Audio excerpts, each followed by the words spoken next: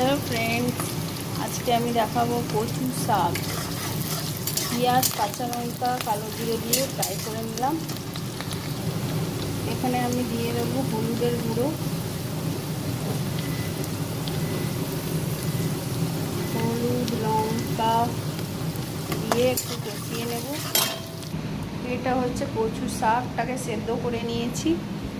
কচু শাকটা সেদ্ধ করে নিয়েছি, এখানে দিলাম। এবার দেবো 1 চামচ জিরের গুঁড়ো,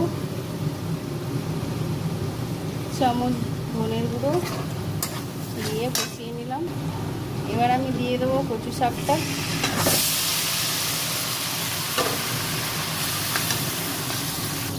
এখানে এরকম এটা অনেকটা সময় লাগে, ভালো করে কষিয়ে নিতে হবে। চিনিটাও দিয়ে দেবো, একটু মিষ্টি মিষ্টি হয়।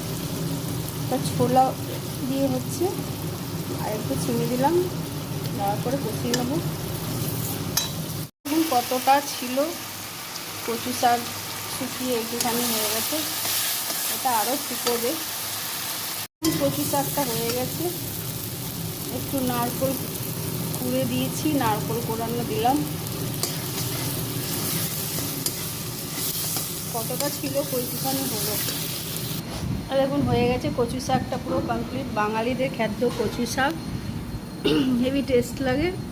ট্রাই করে দেখবেন, ভালো লাগলে লাইক, শেয়ার, সাবস্ক্রাইব করে দেবেন। আপনারা যদি আমার চ্যানেলে নতুন থাকেন সাবস্ক্রাইব করে দেবেন। Thank you.